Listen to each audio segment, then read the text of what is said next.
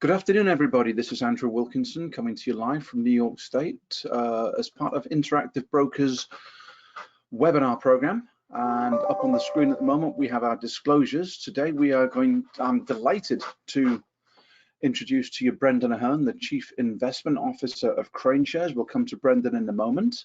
He's going to be talking about capturing China's brightest science and technology stars.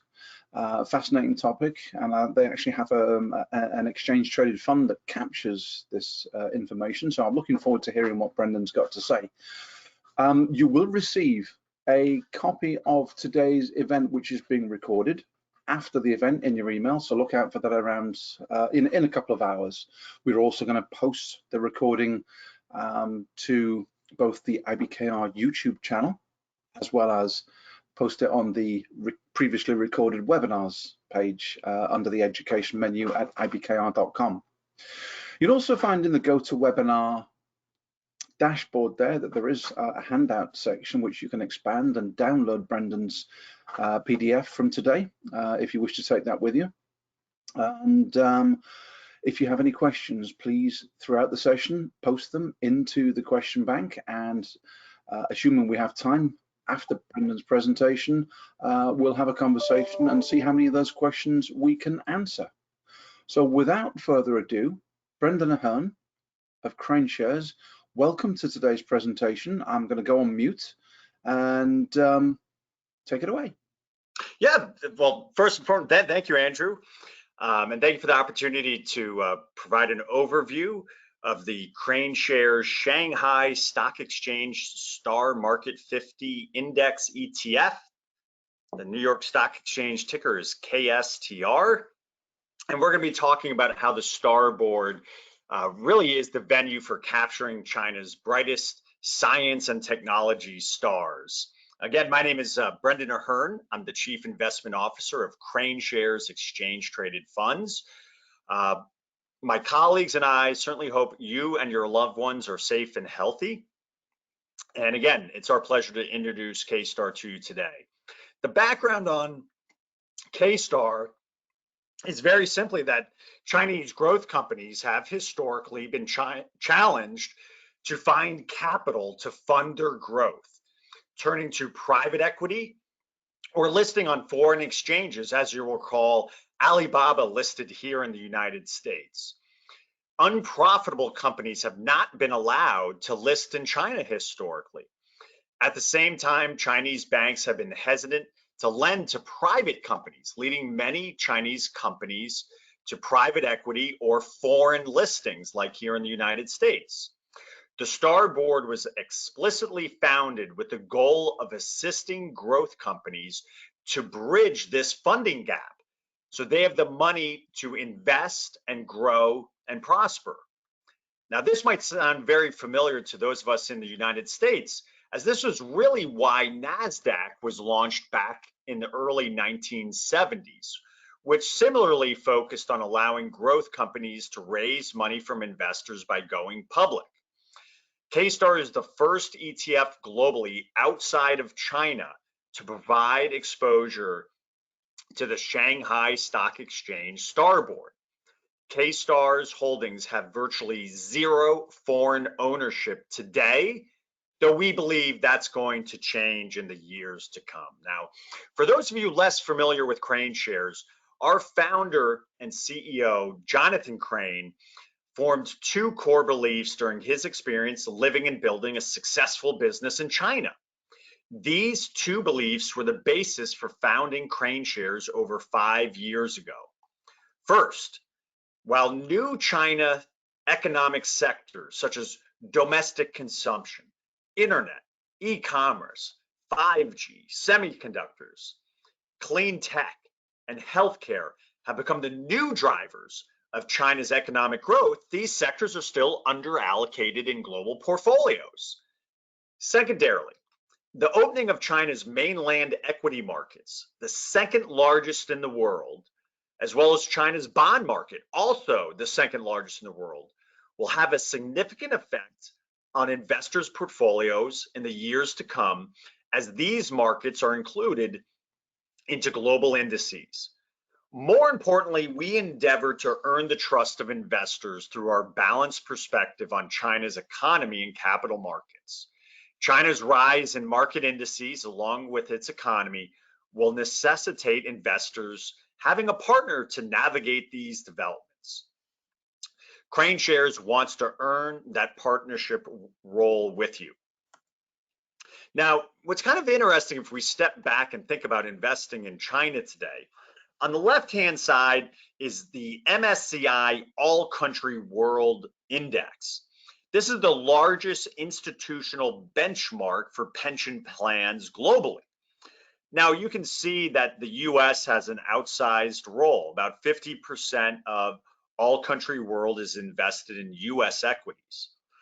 Japan is 6.5%, China 5.5%, the United Kingdom at 3.7%, and France at 2.86%. Now, that might be somewhat shocking because if you think about it, China's GDP is more than 2 times the size of Japan, and yet Japan's actually a larger weight. China's GDP is nearly 5 times that of the United Kingdom and France. And we can see on the right-hand side, if instead of using market cap weighting, say the size, and use GDP, China's weight would be significantly bigger.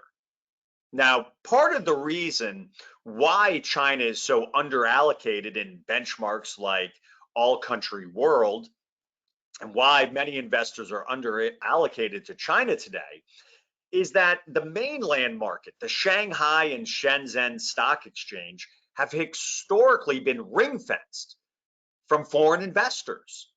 And for that reason, they make up a de minimis weight in global benchmarks. But really, over the course of the last 20 years, China's allowed foreign investors into China's mainland market, the Shanghai and Shenzhen. Now, they've done so incrementally and pragmatically. So the door is slowly coming ajar. And we can see that the other definition of China, both US listed Chinese companies, as well as Hong Kong listed Chinese companies, really do represent the exposure today. But increasingly, index providers are adding stocks from the Shanghai and Shenzhen stock exchanges into their indices. So, many of you might be familiar with our KWEB, our China Internet ETF, which holds US and Hong Kong names. At the same time, some of you might be familiar with KBA, our MSCI China A ETF. So KBA's holdings, again, they're slowly being added to global benchmarks. Now you can see here within the Shanghai Stock Exchange is the STAR board. So the STAR market represents a pretty small fraction of overall market capitalization in China today. But that's going to change very significantly in the years to come. And in many ways, that reminds me of NASDAQ, that for the first few hundred years, the New York Stock Exchange really had a monopoly on listings. Now, having a monopoly is always a good thing. You can charge high prices for listings. You can have very high listing requirements. And really, NASDAQ was founded in order to provide opportunities for technology, growth, innovative companies, many of which were mid-cap and small-cap companies, to have the opportunity to fund their growth by going public on the NASDAQ exchange. And the NASDAQ exchange at the time had much lower listing requirements, much lower fees to the New York Stock Exchange. And if you think about it, that's why the NASDAQ today, many of the early companies to list were really tech companies. And it really did, the founding of NASDAQ really forced the New York Stock Exchange to compete by lowering their fees, by appealing to more tech companies. They really had to respond to the growth of NASDAQ. And the STAR board really does reflect a very similar opportunity in China today. Now, one element about NASDAQ when it first listed, as you can see, things were volatile. And I think that is very likely to be true for the Starboard as well. As long-term investors, I try to be less concerned with day-to-day movements. As well as an investor, I'm recognizing that this Starboard could be volatile. I want to right-size that allocation based on my own risk tolerances and my ability to weather downdrafts as they occur. So, again, in the medium to long term, I'm very, very constructive on the opportunity set by the Starboard. But in the short run, I have to go in being aware that this market could be volatile and right size my position in doing so. At the same time, the Starboard is appealing to a very special type of company. That many of these are what we term emerging industries. Now these companies, we see some of these buzzwords out there today: artificial intelligence, big data, cloud computing. Really, these growth-geared companies need the opportunity to raise capital. And I mentioned that historically, going to a bank to get a loan has been very hard. That a private company can go bankrupt. So loan officers in China as well as globally historically have been hesitant to lend these companies. At the same time, these companies need capital today, and the Starboard is 100% filling that gap today. In 2020, it's actually pretty amazing that 40% of all the capital raised on the Shanghai and Shenzhen stock exchange took place on the Starboard. Now, we saw from a few slides ago, the aggregate market cap of these companies is $100 billion, but all of that came in just the last year. So the number of IPOs happening on the Starboard is happening in a very quick and in a very dramatic fashion. And again, growth companies need capital to invest into research and development. And obviously, these types of companies tend to be more these growth tech innovative plays. But certainly the Starboard is very, very quickly becoming a competitor, not just to, say, other stock exchanges in China or in Hong Kong, but also here in the United States, that these exchanges all compete with one another. And the Starboard is taking a very, very healthy allocation of these new Chinese tech companies. And again, I mentioned, if you think about Alibaba back in 2014 listing on the New York Stock Exchange, they did so out of necessity. The Starboard didn't exist. Now we are seeing some Chinese companies listing increasingly, continue to list here in the United States. Lufax and a company called KE Holdings last year, very big Chinese companies going public here in the US, but we saw the Hong Kong Kwashu Technology, one of ByteDance's, TikTok's big rivals, recently went public on the Hong Kong Stock Exchange. At the same time, they are competing with the Starboard, and the Starboard is winning a fair share. Now, what's interesting from a historical standpoint was the Starboard had its first listings back in July of 2019.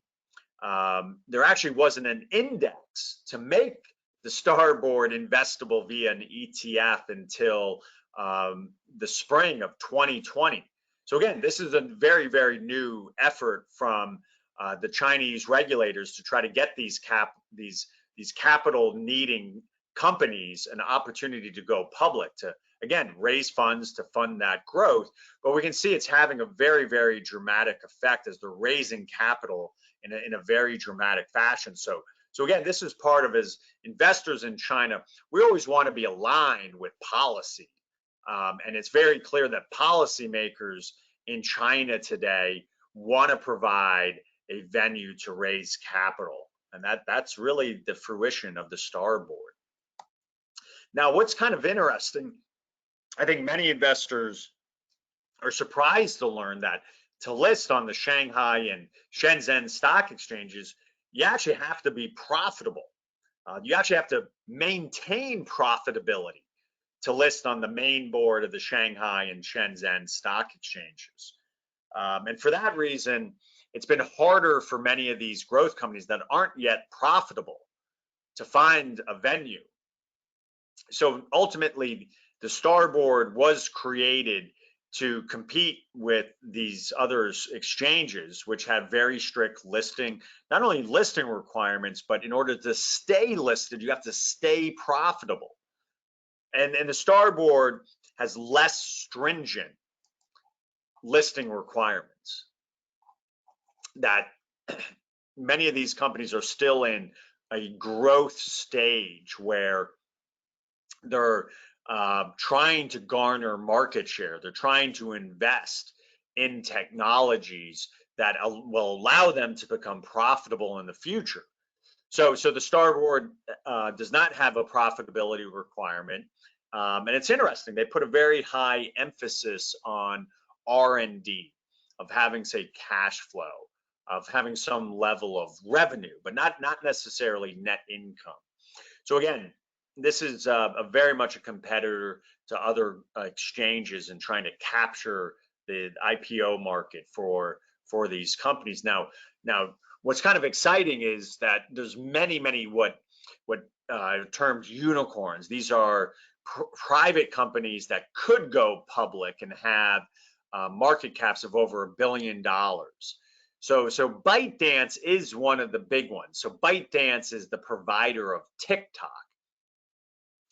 Ant Group, the financial service arm of Alibaba, was actually going to go public on the Star Board before regulators decided that the company, by calling itself a fintech company, was avoiding some of the regulations that banks fall under, and they were doing many bank-like activities. So that's temporarily on hold. At the same time, Didi, I jokingly call, is the Uber slayer. That Didi put Uber out of business in China. It's very similar to an Uber and Lyft, but Didi competed so fiercely with Uber that Uber sold their China business to Didi, and Didi actually sits on Uber's board today. But that's another big company that we could see public, potentially on the Star Board in the future. Now, one element is trying to capture these companies as they go public. So the Star Board index was actually developed to capture IPOs faster than many traditional indices. So really, our ETF, which makes the Star Board index investable, will rebalance to include IPOs as they meet this inclusion criteria. So that is an important element of knowing that IPOs are an important part of the market, is once they go public that we will capture them in a reasonable fashion. Many indices don't add IPOs to their indices until their semi-annual index rebalances. The S&P 500 has no IPO inclusion. And that's why it took Tesla many years to get added to the S&P 500. But the Star 50 index was really developed, which K-Star makes investable. So if you think about Star Board has over 200 holdings today, we're really capturing the 50 largest companies. So you almost contrast it with, say, the NASDAQ 100 versus the NASDAQ composite. So we're really capturing the largest names there. Now, in terms of the types of companies going public, you can see they really do fall in this growth innovation bucket. A big part of this that we'll talk about is semiconductors, but you see technology, hardware, biotech, software, many of these growth companies that are trying to raise capital to fund their R&D and their growth are going public. So if you think about the Shanghai Stock Exchange, it's comprised mainly of mega cap and large cap companies. Many of those are in financials, energy, industrials, materials. The Shenzhen has some large cap exposure, more private companies, more non-SOEs, has a little bit more of that growth feel, what makes the Starboard unique for Chinese A-shares exposure, again, Chinese A-shares being Shanghai and Shenzhen companies, is that it is purely growth geared. Chinese banks are some of the largest banks in the world, and so financials makes up a disproportionate percentage of Chinese A-share indices. And you think about very large Chinese energy stocks or materials and industrials. None of that is going public here on the Starboard. It really is geared to new China. And I think that's very much aligned with many of the needs that China has in terms of continuing to grow its economy. You might recall a few weeks ago, Ford had to idle a car plant here in the United States because they simply couldn't get enough semiconductor chips.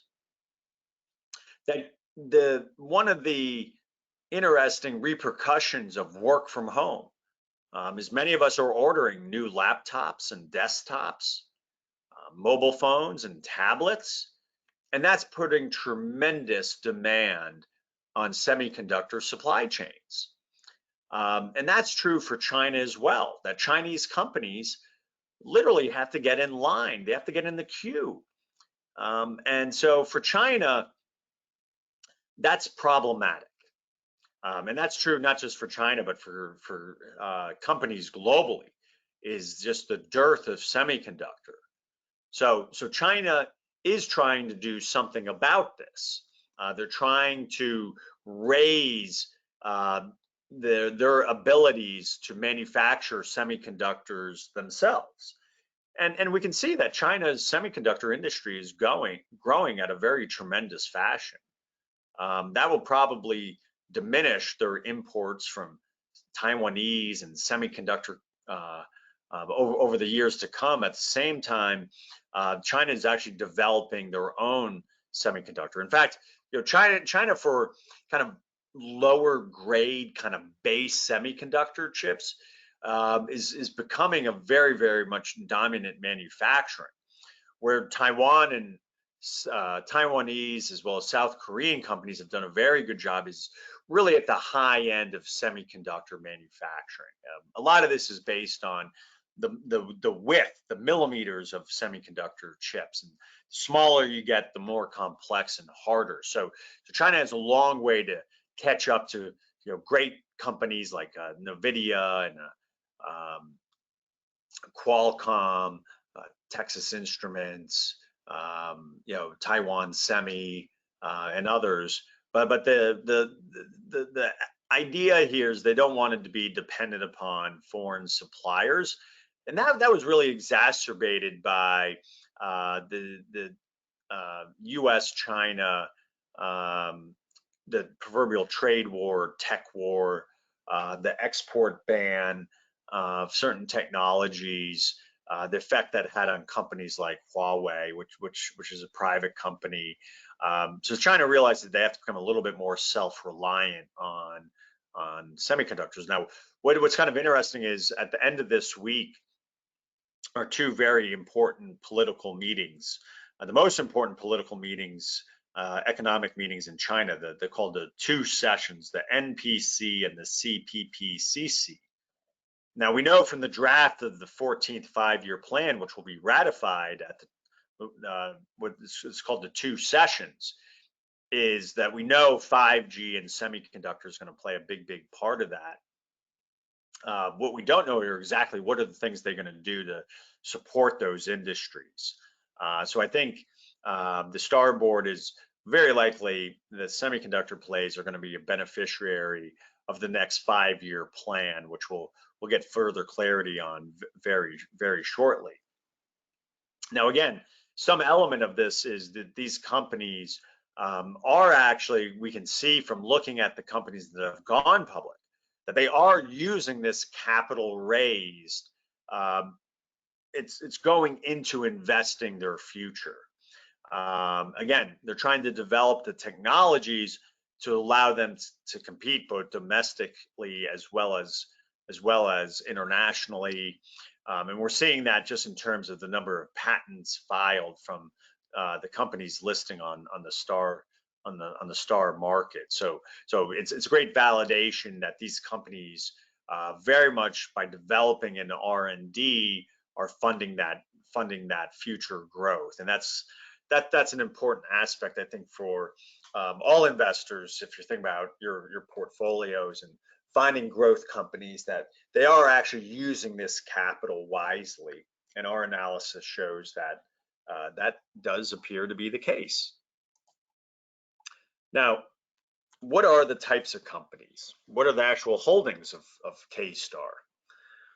Now, these companies you might not be that familiar with because, again, they've only gone public in China very recently, but they tend to be more domestically as opposed to internationally focused. I think one of the easy comparisons is Microsoft does a very big business in terms of selling Word software, Excel and Word in China, just as they do globally.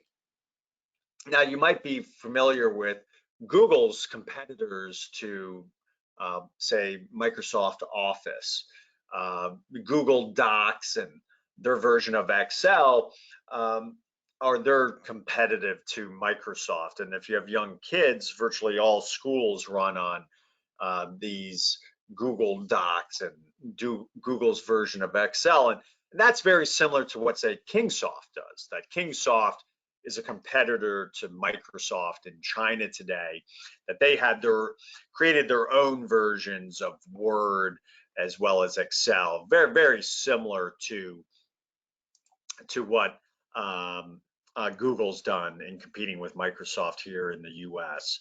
Now, what's kind of interesting to me is that these companies have virtually no foreign ownership today.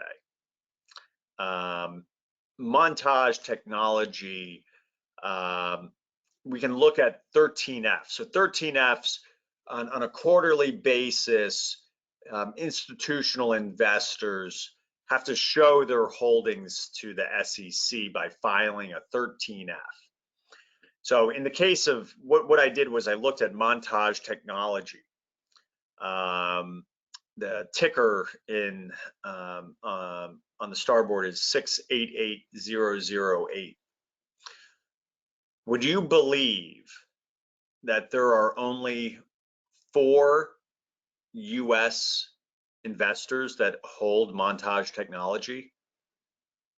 What's interesting is the first holder is the private equity arm of Intel. That Intel owns 8.99% of Montage's shares outstanding. The second is JP Morgan. The third is KraneShares via K-Star. And the largest asset manager in the world is the fourth. The fifth is a big insurance company and mutual fund family.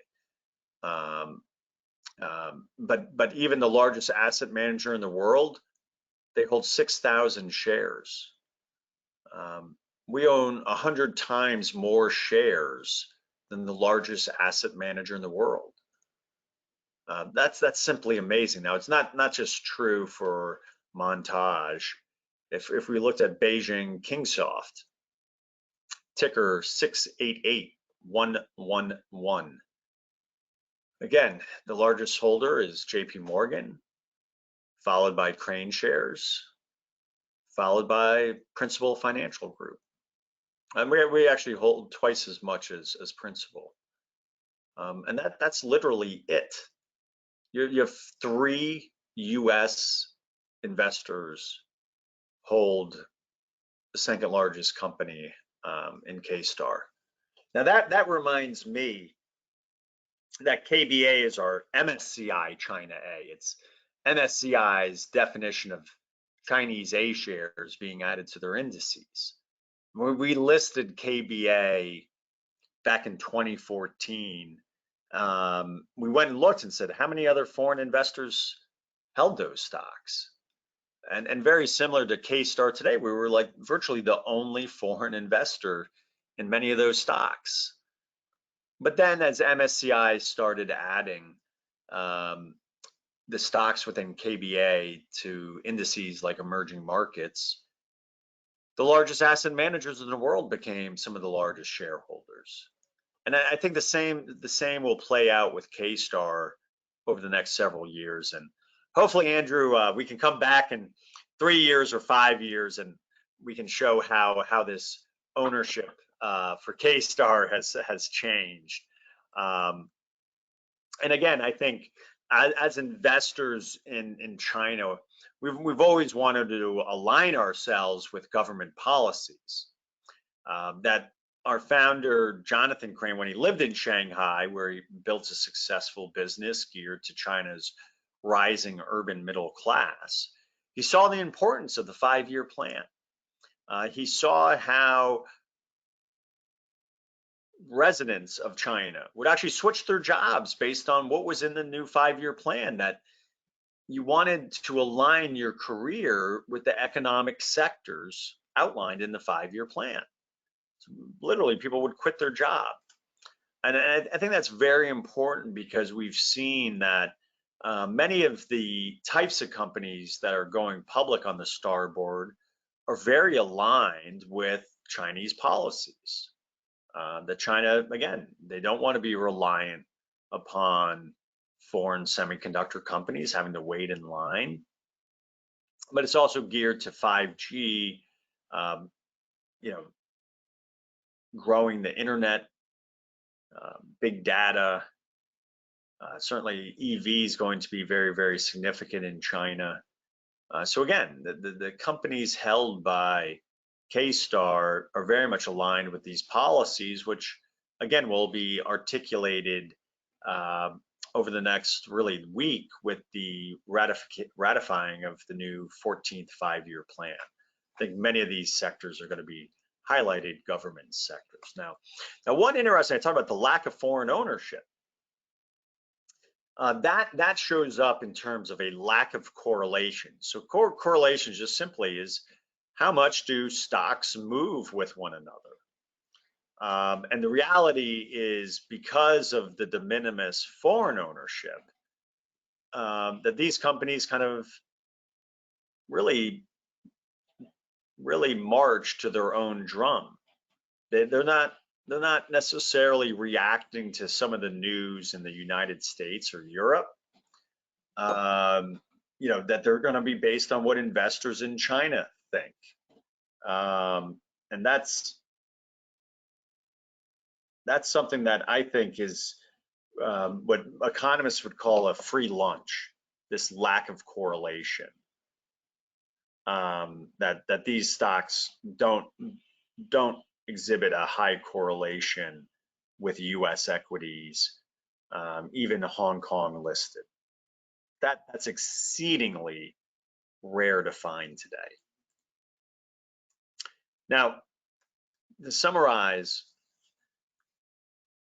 K-Star is the first ETF globally listed outside of China, providing exposure to the STAR 50 index.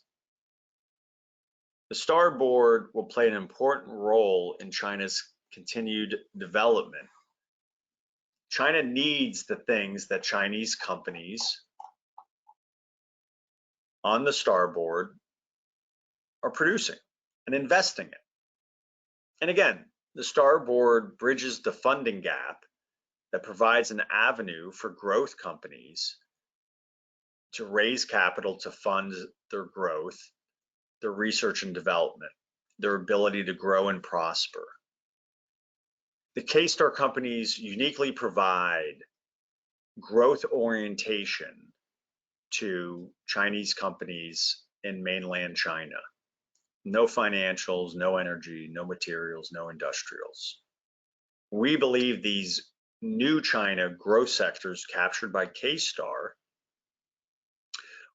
are apt to be some of the leading companies within China in the years to come. And this reminds us a lot like the foundation of NASDAQ back in the early 1970s, where the NASDAQ was explicitly launched to provide these growth innovative companies a venue to raise capital to fund their growth. At the same time, in the early days, NASDAQ was volatile. And I think it's very likely, while we're big believers in K-Star in the medium to long term, in the short run, we can't predict markets day to day or week by week or month to month. And there could be some volatility associated with K-Star. And investors should right-size their position based on their volatility tolerances. But again, K-Star is a unique product due to this lack of foreign ownership. These companies aren't part of globalized fund flows. And with that, Andrew, we can start to open things up to some questions if you might have. I just have a few compliance slides. I think, Brendan, you've covered most things extremely well. That was a fascinating presentation. One question about the market cap of K-Star. I'm not sure you can give the market cap. You can give them the assets, I guess, or the AUM of the fund, right? So the fund today is $85 million. So it is a newer ETF. We listed it back on January 26th. So we listed it with just a few $1 million, and I would say we're getting a lot of interest. That's led to this growth to get to $85 million today, Andrew. Some element of that does come from investors in Asia who recognize the unique characteristics of K-Star. But the market cap of the underlying companies is over $100 billion US. $100 billion. Yeah. Wow. That's a chunk of change, Brendan. So are you able to kind of track where the ETF share holders are around the world? Is it mainly the US, or is it really people from all over the world? I would say it's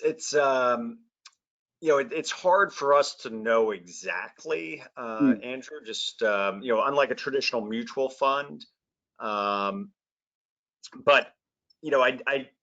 my personal view is yes, there's a healthy element of investors here in the U.S. At the same time, we've had a number of inbound inquiries from investors in Asia about K-Star, and that's very rare. We wish the phone would ring more often and saying, hey, we love this ETF, tell us more about it. That is rare, but it is interesting. We've had a number of conversations with investors in Asia, which shows that in Asia, where Starboard is kind of proverbial front page news. Yeah, that people see the investment opportunity, but I would suspect it's a mix today. Yeah.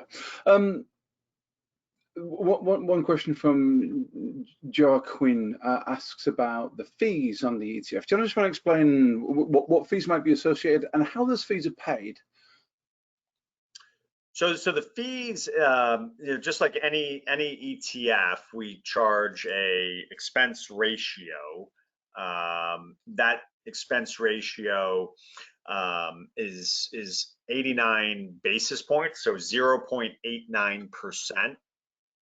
And that fee is, taken out, divided by, 365, and it's basically taken out on, divided out over 12 months. So if the index was up, if the index was up 1%, let's say, because our fee is 0.89%, you'd expect to be up, say, approximately 11 basis points, due to kind of compounding, could be off a little different. And forgive me, Brendan, does that come out of the bid-ask spread when the client gets out of the trade? No, it's taken out of the NAV of the fund. Out of the NAV. Okay, so right. Yeah. So yeah, that makes sense. Okay. Now, question here: is K-Star a leveraged ETF? It is not. It is not. No leverage, no derivatives. Can you please tell me the ticker for this ETF and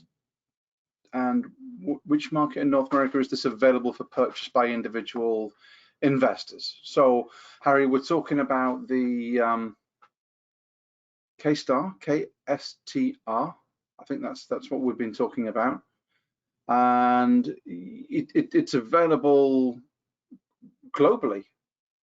So yeah, it's listed on the New York Stock Exchange, and certainly the New York Stock Exchange is, appeals to investors globally.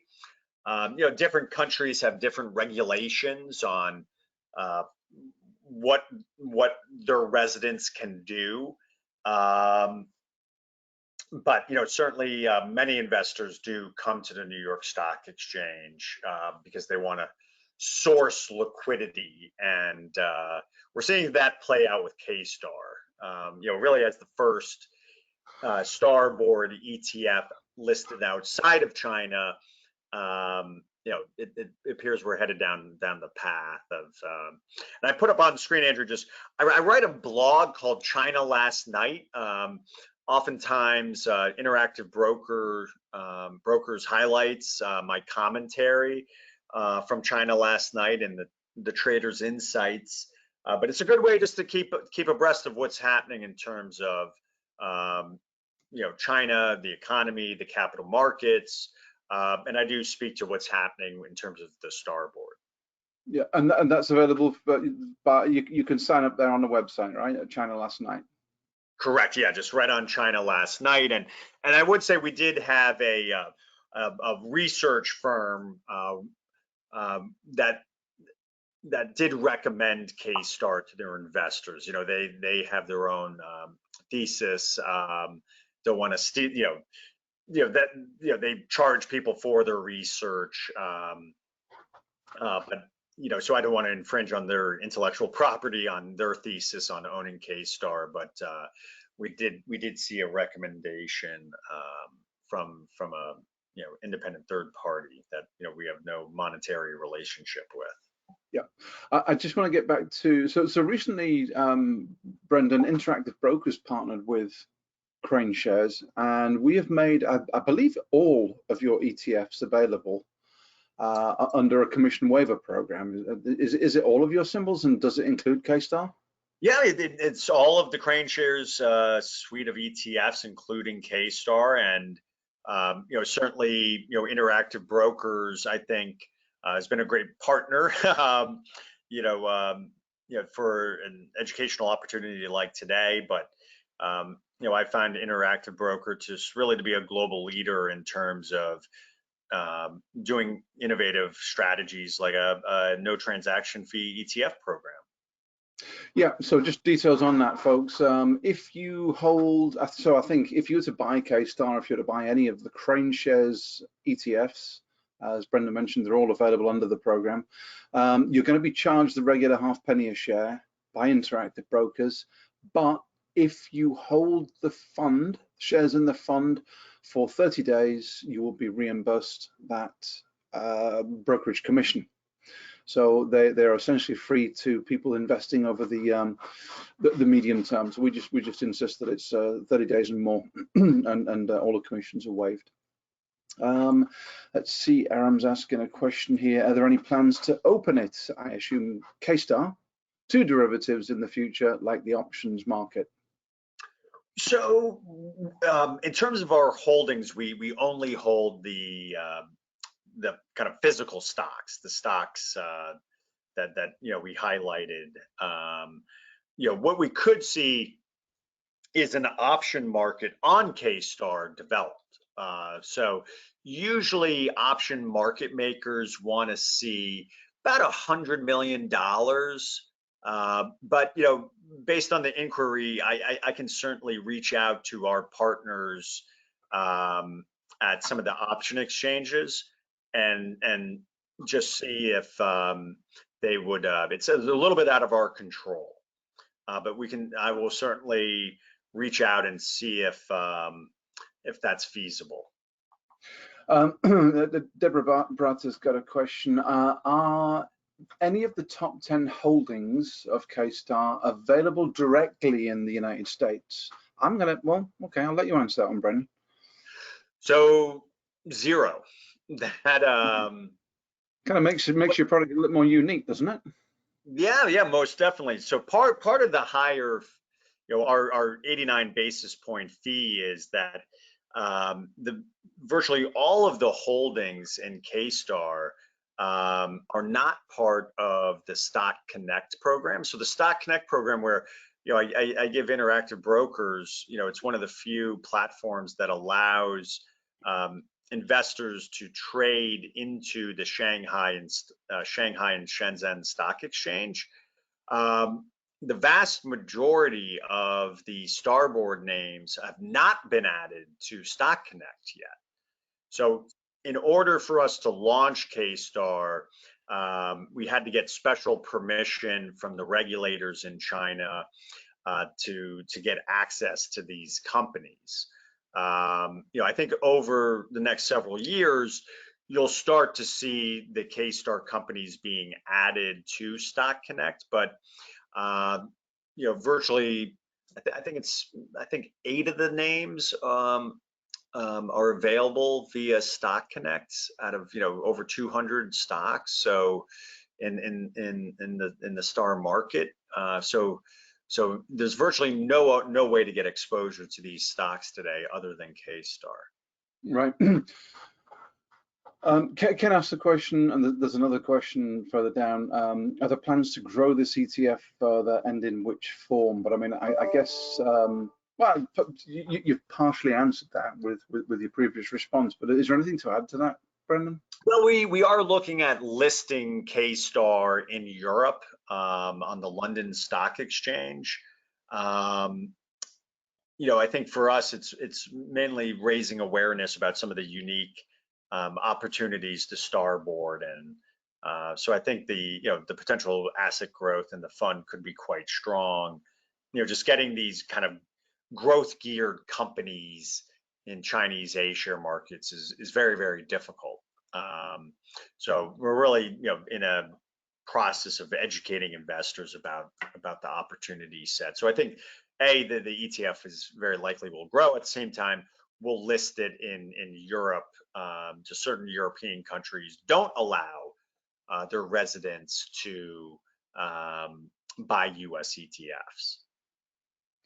Right. I know that institutions in Europe can buy. It's just what we call the retail class of investor is barred from owning them. Two related questions. The first one: when was K-Star listed on the NYSE? And the second one: what is the performance of K-Star since listed? So I'm just wondering, is there any kind of comparable, is there a benchmark to compare the performance to over time, Brendan? What's your bogey? Yeah. So I mean, ultimately, we want to track the underlying index as closely as possible. So we listed back at the end of January, and global markets have been a little shaky since we listed. So we can't, we're not market timers per se.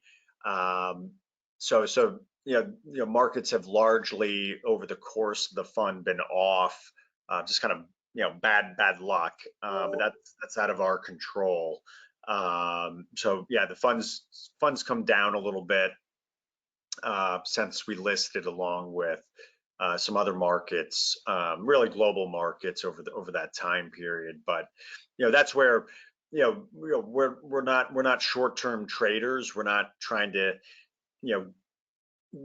identify we can't predict the future, but we're big believers in the medium to long-term prospects. And it reminds me a little bit of when we listed KWeb, our China Internet ETF, back in the summer of 2013. People were like, this is a crazy idea, Chinese internet companies, and lo and behold, 9 years, almost not, 8.5 years later, you look at the results of KWeb.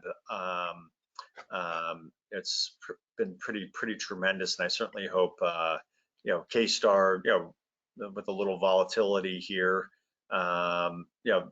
hopefully, when we come back in 3, 5, 10 years, we can talk about hopefully the great performance. That I can't predict. Right. Yeah. Market timing is never easy, but that does bring us neatly into the next question. I think I'm just seeing the second question on a similar basis. You say you're not market timers and so on, but the question from Franklin is, can you, the first question is, can you discuss your research process by which you select the securities that are owned in K-Star?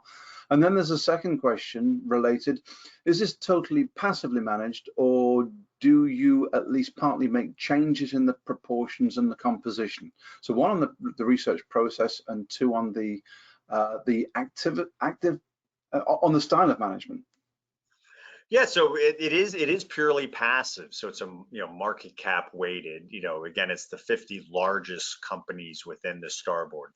So it is traditional passive.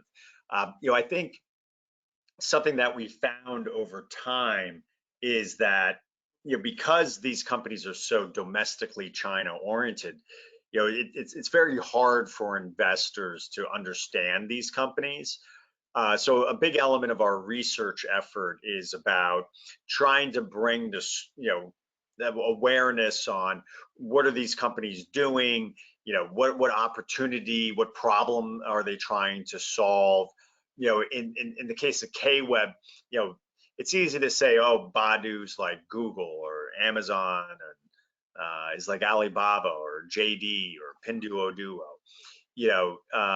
So I think, one of the things we did recently was we're trying to do more videos where a colleague actually will go and, buy or use the services of the companies, and that effort is happening with K-Star. So hopefully we'll have a video in the coming weeks where you can have a better sense of what are these companies, what are they doing.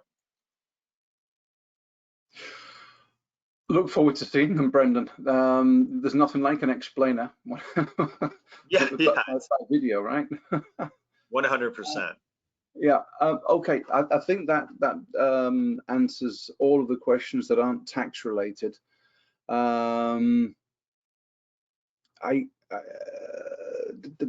Somebody else had a question about today's presentation.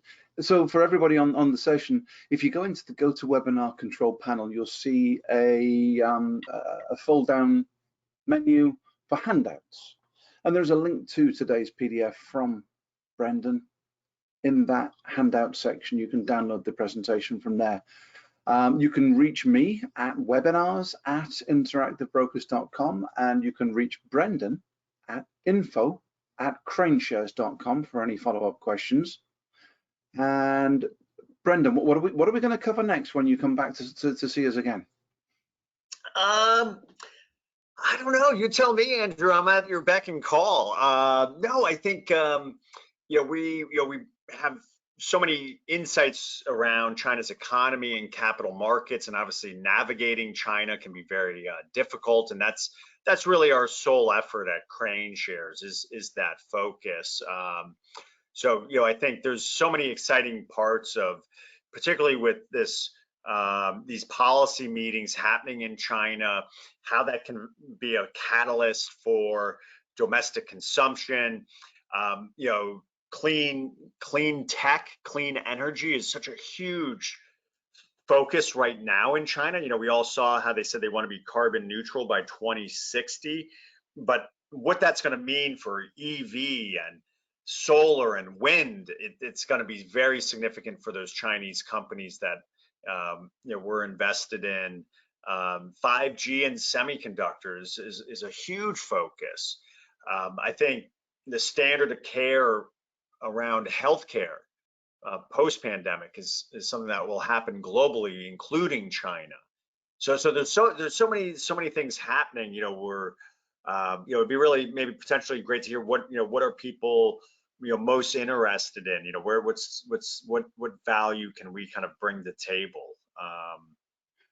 Yeah, We certainly all ears. answers to that question to both myself and to Brendan. Info at KraneShares.com for Brendan, webinars at interactivebrokers.com for me.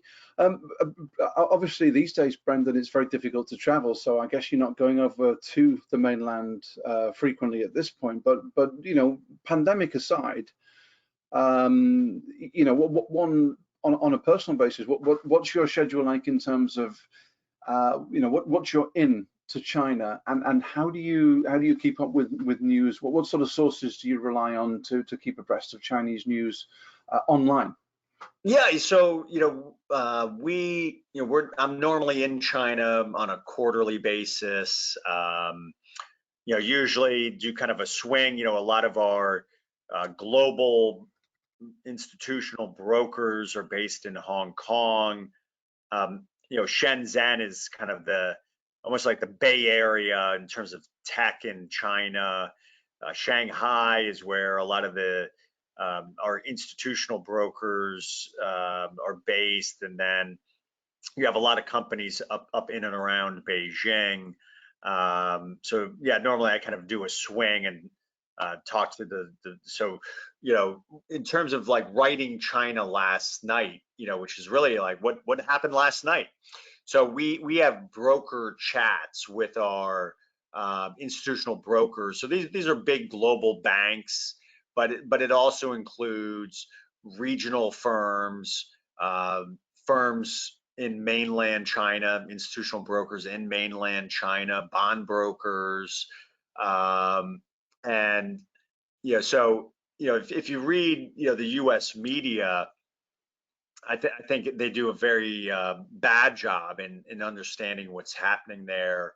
That the media in general has become very clickbait or sensationalistic, and so I don't think the media provides a balanced perspective, and is not reflective of what's happening there. So I don't read a lot of, I'll obviously look at the Wall Street Journal and usually shake my head. I actually today, the journal had an article about the Chinese PMIs, the Purchasing Managers Index, were released yesterday, and the Wall Street Journal headline was China manufacturing stumbles as U.S. takes off, and the way that I reported the PMIs for February that were released on Monday was something that the Wall Street Journal barely even talked about, which is because of Chinese New Year, there weren't as many working days in the month of February for Chinese companies. So, it's the February number because of Chinese New Year is basically irrelevant. Of course it was going to fall. There were simply not as many work days in February versus January, but again, China manufacturing stumbles. Well, that's not the case. It's kind of hard to overlook, Brendan, isn't it? Yeah, I mean it's again, it's clickbait, right? It's right. Those journalists are paid on how many people click their articles. So we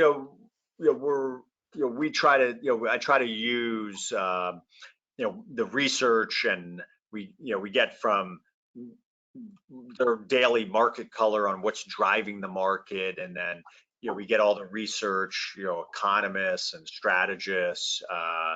We have a whole research ecosystem. Part of that is China International Capital Corp, CICC, is the largest investment bank in China, and they do own a piece. They own 50% of KraneShares, and they've won Institutional Investors All China Research Survey 9 years in a row. And so this morning, I had an investor asking me, what do you think about, and say 5G. So literally, I'm trying to get in touch with their 5G analysts, and I can also speak to other investment banks analysts. So it's really about more of providing that balanced perspective there. And I think the headlines over the last 2 years, a lot of investors have missed out on some really, really strong performance when it comes to China. And Brendan, just to remind people again how they can sign up for China last night, and somebody's asking the question here, what's the subscription? I think it's all free, right? It is. So right on ChinaLastNight.com, you can sign up for free. And, again, the Trader's Insight from Interactive publishes it, most days of the week. It certainly is free. And again, it goes back about earning the trust of investors that, to make an investment decision, you need to know what are the opportunities and what are the risks. And that's really probably the most important value add KraneShares offers. And I'm just putting that information into the chat panel for everybody, ChinaLastNight.com for that free subscription. That's all the questions. We've just about just gone over the hour mark, Brendan. That's perfect timing. Thank you very much for joining me, and I hope to see you before the end of the second quarter for another presentation. I'll leave you to sign off, but thank you everybody for joining us, and farewell from Brendan Ahern, CIO at KraneShares.com. Brendan? Thanks again, Andrew. You're very welcome, and we'll speak to you soon.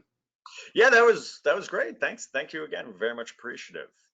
Okay, and I think, guys, everybody will get an email with a follow-up with a link to today's recording. We'll post that if you'd like. Brendan, would you like us to put it on the YouTube channel too? Any restrictions there? No, have at it. Okay, great. Well, thanks everybody for joining us, and Brendan will speak to you soon. All right, thanks again. Bye.